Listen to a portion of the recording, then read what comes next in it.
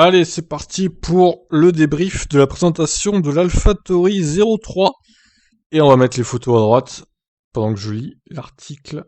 Les articles, parce qu'il y en a plusieurs. Bon, je vais pas tout lire parce qu'il y a des articles qui sont hyper longs à lire. Et c'est chiant, au bout d'un moment, on décroche en fait. Donc, hop. C'est parti. On va faire quelques articles quand même, c'est important.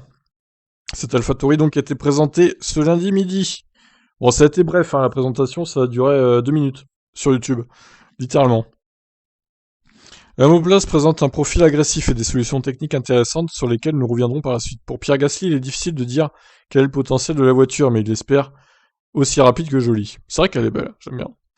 Cette année, la voiture subit un énorme changement car en raison des nouvelles réglementations, le look et le design sont complètement différents.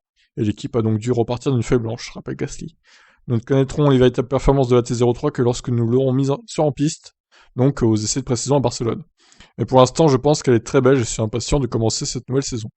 Alors à noter qu'ils vont faire un shakedown demain à Imola, a priori. On aura peut-être des vidéos et des photos, comme pour l'Aston Martin. À voir. Yuki Tsunoda, de son côté, est impatient de voir cette AT03 dans sa version finale en piste, même si les rendus 3D sont proches de ce qu'elle sera selon lui. Ça a l'air vraiment super. Bien sûr, nous n'avons pas encore vu la vraie voiture en piste, mais la nouvelle forme et le nouveau design sont vraiment cool. Je pense que la livrée lui va très bien. J'espère que tout le monde a apprécié la vidéo de lancement. Oui, on a apprécié, hormis que c'était peut-être un peu rapide à mon goût.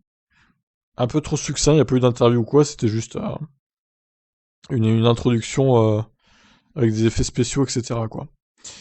Ensuite, Tost veut enchaîner sur le succès qu'a été 2021. C'est vrai que ça a été un beau succès 2021 pour l'équipe quand même.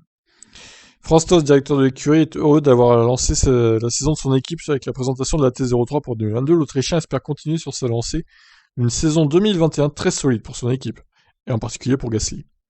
Je suis très heureux de pouvoir enfin révéler à quoi ressemblera notre F1 2022. C'est une toute nouvelle ère pour la F1 et nous espérons que la voiture sera très forte après le succès de l'année dernière. Le design de la livrée a lui aussi fait l'objet d'une attention particulière. Une fois de plus, nous avons travaillé en étroite collaboration avec AlphaTauri pour lancer notre nouvelle voiture, et je pense que nous avons réussi à livrer quelque chose de très spécial. Ahmet Merkan, PDG AlphaTauri, est heureux de voir sa marque aussi bien représentée dans le pinacle du sport auto. Nous sommes enthousiastes à l'idée de prendre un nouveau départ cette saison. Nous avons exploré de nombreuses opportunités intéressantes pour ajouter des aspects de style à la F1. Pour AlphaTauri, c'est une nouvelle ère en F1 et pour AlphaTauri, c'est une nouvelle ère en matière de style. Et oui, la pub des vêtements, évidemment, au passage, forcément. Hein. Allez, on va conclure donc avec une interview assez complète de Gasly et ensuite de Tsunoda. Puis on arrêtera là pour cette présentation. Vous avez les photos à droite, hein, évidemment. Vous pouvez les découvrir en même temps. Après une saison très satisfaisante l'an dernier, comment avez-vous vécu les vacances d'hiver ? La saison s'est terminée très tard, j'ai donc essayé de profiter au maximum du temps libre. J'ai pu voir ma famille, mes amis, avant de commencer mon entraînement début janvier. Je suis allé skier à Noël en Suisse, avec ma famille et ma petite amie. C'était agréable d'être au frais dans les montagnes. Après cela, j'ai passé quelques temps aux États-Unis où j'ai commencé mon programme d'entraînement au Red Bull Training Center à Santa Monica. J'ai aussi eu la chance de visiter Miami. J'ai fait le tour des circuits et j'ai pu m'entraîner au centre des Dolphins. Il y a eu un peu de temps pour se détendre, donc... et il fallait déjà préparer la saison à venir. Je suis au top de ma forme et je travaille dur sur mon entraînement avant d'aller sur les tests et les courses. C'est bien, Pierre. Votre saison 2021 s'est merveilleusement bien déroulée, mais avec le grand changement apporté aux voitures 2022, comment voyez-vous la prochaine saison ? Je pense que nous devrons l'aborder avec un esprit ouvert, en étant prêts à toute éventualité. C'est un nouveau départ. Pour toutes les équipes, ça recommence à zéro, car nous avons vraiment une feuille de papier vierge comme scénario pour commencer. Ça a été un grand défi pour les équipes de trouver comment construire la meilleure voiture possible pour se conformer aux nouvelles réglementations. Nous espérons que ça fonctionnera vraiment bien pour nous. Je n'ai aucun doute sur les capacités de notre équipe et pour l'instant, ils sont assez satisfaits du travail qu'ils ont fait. Comme tout le monde, ils y travaillent depuis de nombreux mois maintenant, mais il est difficile d'avoir une idée de ce à quoi nous pouvons nous attendre jusqu'à ce que la voiture entre en piste à Barcelone pour la première fois. Puis nous aurons une idée du comportement de la voiture et de notre rythme par rapport aux autres. Je suis sûr que cette saison sera pleine de surprises. Considérez-vous 2022 comme une année clé pour votre avenir en F1 ? Ma démarche sera la même que celle que j'ai adoptée l'an dernier. Je vais essayer de construire sur mon élan parce que j'ai eu de très bons résultats et continuer d'être au top de ma forme avec la voiture que j'aurai. J'espère vraiment que c'est une année où je pourrai me battre à l'avant pour finir régulièrement dans le top 5 et même plus haut si la voiture est assez bonne pour ça. Nous devons être prêts à faire face à toutes les situations qui se présentent. Alors mentalement, je me suis préparé à faire face à n'importe quel scénario possible et personnellement, je pousserai l'équipe à toujours faire de son mieux. L'an dernier, nous sommes passés très près de la 5e place. Chez les constructeurs, ça serait super d'y parvenir cette année. Il est trop tôt pour dire si ça sera possible, mais je ferai de mon mieux avec ma F1. Les F1 2022 sont complètement différentes, mais les pneus de 18 pouces sont aussi l'un des changements les plus évidents. Quel effet sera-t-il?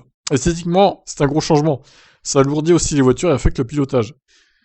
Et au niveau de la visibilité aussi, c'est pas pareil. Hein. Ils vont moins voir les pilotes. Peut-être qu'on aura plus d'accidents à cause de ça au début, au moins. Le temps qu'ils s'habituent. Je pense que ça ajoute encore un autre élément, un défi de plus de tous les autres changements apportés aux voitures. Ils vont aussi réduire légèrement la visibilité dans le cockpit, ouais, c'est ça. Surtout avec ces nouveaux carénages de roues. Ça signifie, avec tous les autres changements apportés à la voiture, qu'il y aura beaucoup de travail à faire, avoir des essais libres à chaque week-end de course. Alors là, vous avez des rendus 3D de ce que sera la voiture en piste aussi. C'est pas mal, c'est pas mal. On va remettre une petite série. Avant de se quitter, on va faire du coup Tsunoda. Même format, interview complète du Yuki, le japonais. Je me sens bien mieux préparé que l'année dernière. Alors toi, c'est ta saison va être cruciale, hein, Yuki, pour ton avenir. Hein. Si tu refais comme 2021, mon gars, tu feras pas une 3e année chez AlphaTauri, je pense. Hein. Avez-vous fait une bonne pause depuis la fin de la saison dernière? J'ai passé quelques semaines au Japon, malheureusement une grande partie était en quarantaine. Ok, mais c'était quand même agréable de rentrer chez moi. C'était ma première visite depuis près d'1 an, alors j'ai aimé manger de la bonne cuisine japonaise et retrouver mes amis. Ensuite, il était temps de revenir en Italie et commencer l'entraînement et la préparation de la saison. Je suis content de la façon dont ça s'est passé. Vous sentez-vous prêt physiquement et mentalement pour cette 2e année en F1? J'ai vraiment hâte de rouler à nouveau. Je sens que je comprends beaucoup mieux ce que je dois faire qu'il y a 1 an. Je sais comment bien me préparer pour mieux performer. Je connais mes points faibles, j'ai toute mon expérience de l'année dernière sur laquelle m'appuyer et j'ai travaillé dur pour être prêt. L'année dernière, si quelque chose d'inattendu ou d'inhabituel se produisait, je ne pouvais pas m'adapter aussi rapidement pour faire face à la situation. C'est pourquoi j'ai eu du mal dans de nombreuses courses. J'ai bien terminé la dernière avec une 4e place à Abu Dhabi, donc je veux continuer sur la lancée dans cette nouvelle saison. Je ressens plus de pression pour être performant que l'année dernière, mais c'est une bonne pression. C'est ce qui me motive quand je m'entraîne. Et oui, une bonne pression pour Yuki. Avez-vous eu la possibilité de bien tester la nouvelle voiture dans le simulateur? Oui, j'ai pu le faire. L'équipe adapte encore beaucoup de données dans la simulation depuis la soufflerie.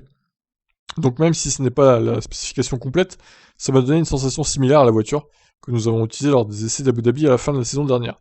De toute évidence, le niveau d'appui est inférieur à celui de l'an dernier, et je pouvais le sentir dans les virages. Ah, attention, parce que normalement les temps seraient similaires, donc bon, à voir. Dans l'ensemble, j'ai eu une bonne impression de notre travail sur le simulateur, alors nous verrons maintenant au test de Barcelone comment la voiture se comporte en piste. Les nouvelles roues de 18 pouces feront-elles une grande différence dans les sensations procurées par la T03? La F1 est généralement beaucoup plus précise, avec un mouvement plus net, et sur une longue distance, les roues plus grandes vous donnent une sensation complètement différente de celle des anciennes 13 pouces. J'ai déjà ressenti cela auparavant lorsque j'ai couru en F2. Nous avons fait le même passage en 18 pouces, et j'ai ressenti la même différence là-bas. Ça ressemble à une étape similaire pour la F1, donc je pense que je peux utiliser l'expérience que j'ai eue en F2. Mais ce ne sont pas seulement les pneus qui changent cette année. La nouvelle voiture signifie qu'il y a beaucoup de changements pour 2022 à apprendre et qu'il faudra s'adapter. Vous êtes arrivé en F1 grâce au programme dédié aux jeunes pilotes Red Bull, mais vous êtes souvent considéré comme un pilote Honda. Comment vous sentez-vous maintenant que Honda ne sera plus en F1? Alors, réponse de Yuki, ça a été très important d'avoir le soutien de Honda dans ma carrière jusqu'ici. J'ai eu beaucoup d'opportunités que je n'aurais pas eues sans Honda, et j'ai tant appris. Je leur dois beaucoup à eux et à Red Bull. Ils font intégralement partie de mon développement de pilote, je ferai de mon mieux pour les récompenser avec de belles performances. Certaines personnes avec qui nous travaillons me manqueront, mais je suis convaincu que nous aurons un moteur fiable et performant comme l'année dernière. L'hospitalité Honda me manquera également. Dans le paddock, je ne serai plus en mesure de profiter d'un bon petit déjeuner japonais. Alors lui et la bouffe, c'est quand même quelque chose. Hein. Le mec pense qu'à bouffer alors qu'il est en F1. C'est incroyable. Il est pas très beau son casque Tsunoda orange avec du bleu là. Chelou quoi. HRC Honda Racing. D'accord, il y a toujours le sponsor. Hein. Ouais, pas ouf son casque. J'aime pas trop moi. Le casque de Gasly à comparer est quand même mieux. Hein. Bleu, blanc, rouge en plus, ça fait. Bien vu, Pierre. Bravo. Alors, les deux dernières questions. Quels sont vos objectifs pour votre deuxième saison en F1? Je veux améliorer mon rythme et ma régularité dans ma façon de piloter. Je sais ce que je dois faire pour y parvenir. Si je peux travailler comme je l'ai fait lors des 3 ou 4 dernières courses de l'année dernière, ce sera une bonne façon de commencer. Ce ne sera pas facile, mais je suis convaincu que je peux y parvenir. Pour conclure, revenons au Japon. Si le calendrier se déroule comme prévu, vous devriez pouvoir courir à Suzuka, devant votre public. Pour la toute première fois, en F1. Oui, j'ai vraiment hâte d'y être. Piloter à Suzuka sera spécial. Cela a toujours été mon rêve de piloter en F1 devant les fans japonais. Et ce serait vraiment bien d'obtenir un résultat spécial aussi. Alors imaginez juste un instant, Suzuka est annulé encore à cause du Covid cette année, et il se fait virer du coup fin 2022 pour manque de résultats. Oh dur, il aurait même pas couru chez lui quoi. Ça serait dur. Hein. Pour l'instant, je veux juste me concentrer sur la réalisation d'une meilleure performance globale que l'an dernier, je me sens mieux préparé. Très bien. Eh bien écoutez, sur ces bonnes paroles, on va se quitter là. Donc cet AlphaTauri, on va directement aller voir les photos 3D en piste là. Il n'y en a pas beaucoup. Moi j'aime bien, elle est pas mal, hein, franchement. Elle est sympathique, hein. Vraiment pas mal cette voiture. J'ai hâte de voir les chronos qu'elle pourra faire. Donc voilà, alors ma préférée, je sais pas si c'est celle-là ou la... Peut-être c'est celle-là par rapport à la Stone pour l'instant. Je mettrais celle-là en premier, la Stone deuxième et la McLaren troisième. Pour le moment. Bon, après, c'est un choix personnel, évidemment. Voilà, donc demain, Williams à 14h. Normalement, c'est en direct. Normalement, je dis bien. Donc, on verra ça sur Tip Stories, évidemment. Alors, vous, qu'est-ce que vous en pensez de cette AlphaTauri? Dites-moi tout en commentaire. Est-ce qu'elle vous plaît? Qu'est-ce qu'il faudrait changer au niveau des couleurs? Dites-moi ce qui vous plaît pas, etc. J'attends vos commentaires, évidemment. Allez, donc je vous laisse réagir. Ciao, ciao.